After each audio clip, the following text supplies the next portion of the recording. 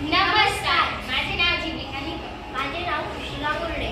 आम्ही सावित्रीच्या लेकी. आम्ही एकदा 7वीत शिकतो.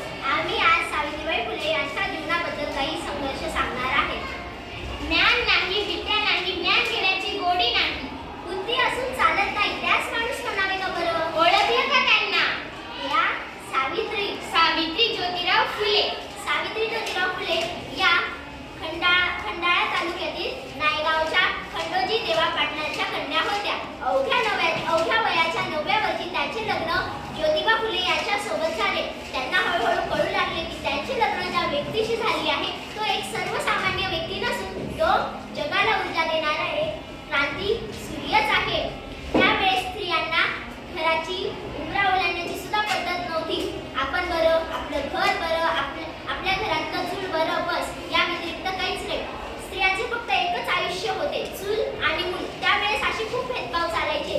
स्त्री, पुरुष, उच्च, नीच आणि त्या सर्वांचा फक्त एकच पर्याय होता आणि तो म्हणजे शिक्षण. शिक्षणाचा ध्यास एकच खूळ ज्योतिबांच्या मनात होता आणि त्यातच एके दिवशी ज्योतिबा एका शाळेत गेले शिक्षणाचा प्रसार करण्यासाठी. तिथे फरार नावाच्या एक ब्रिटिशर मॅडम त्यांना म्हणाल्या, फुले, मिस्टर फुले, तुम्हाला नक्की शिक्षणाचा प्रसार करायचा आहे ना? Education woman first, because if the woman first educated so whole house is educated. पण तुम्ही लोक तर वुमन्सला घराच्या बाहेरच पडू देत नाही. सो बॅड मिस्टर फुले. झालं ते झालं. फुले घरी आले आणि सावित्रीला म्हणाले, सावित्री, आजपासून मी तुला शिकवणार. आणि मग काय झाला सावित्रींचा अभ्यास सुरू. बेकबे, बेगने चार, बेत्रिक्सा, काना, मात्रा, वेलांटी उकार हे सगळं सावित्री लिहायला शिकल्या आणि वाचायलाही शिकल्या. हळूहळू बघता बघता त्या काव्यही रचू लागल्या आणि यातच 3 जानेवारी 1848 मध्ये त्यांनी भिडेवाड्यात सर्वधर्मीय मुलींची एक पहिली शाळा खोलली. आणि मग काय सगळीकडे कोय सुरू झाली. धर्म बुडाला. आता मला हेच कळत की आपला धर्म एवढा तत्लादू आहे की एखाद्या सर्वसामान्य व्यक्तीने शिकल्यावर आपला धर्म बुडतो. आता तर मला हे सुद्धा कळत नाही की धर्मासाठी माणूस आहे का माणसासाठी धर्म? अहो, शाळेत जाताना चुकलं, शेणं फेकली, दगडं फेकली, तरीही त्यांनी सहन केलं.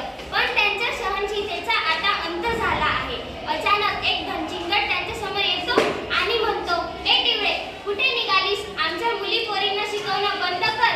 मग काय, सावित्रीबाईंनी टाकली एक खाण्याखाली आणि म्हणाल्या की जर आता इथे आलास तर तुझ्या रक्ताने ही धरती रंगवील. अशी तर स्त्री कोणत्या जातीची आणि धर्माची? ती नेहमी अन्यायाची बळीच ठरत आली आहे ना. जर एखाद्या स्त्रीचा नवरा मेला तर तिने सती जायचं. अहो, नवरा मेलाय, त्यात तिचा काय दोष असतो? अशा स्त्रियांसाठी सावित्रीबाईंनी आवाज उठवला. इंग्रज सरकाराकडे मागणी केली आणि सती प्रथा बंद केली. तसेच त्यांनी विधवा काशीबाईच्या मुलाला दत्तक घेतले आणि नाव ठेवले यशवंत. त्यांनी त्याला मोठे केले, डॉक्टरही बनवले. पण एकदा पुण्यात प्लेग नावाची साथ पसरली. पाहता पाहता लोक मरू लागले. मग काय, त्यांनी यशवंतला सांगितले की आपण हॉस्पिटल उभारले पाहिजे. मग त्यांनी आणि यशवंतने हॉस्पिटल उभारले. त्यांनी रुग्णांचा उपचारही केला. पण त्यांना हे माहीत होतं की ह्या साथीमुळे त्यांचा किंवा त्यांच्या मुलाचाही मृत्यू होऊ शकतो. पण त्या जागल्या समाजासाठी, त्यांच्या कल्याणासाठी. होय, त्या सावित्रीच्या सावित्रीबाई झाल्या, सावित्री माईही झाल्या. सती प्रथा, केशवपन अशा चुकीच्या रूढी परंपरांचा त्यांनी विरोध केला. कारण त्यांना आनंद होता तो आया बहिणींचा शिकण्याचाच ना.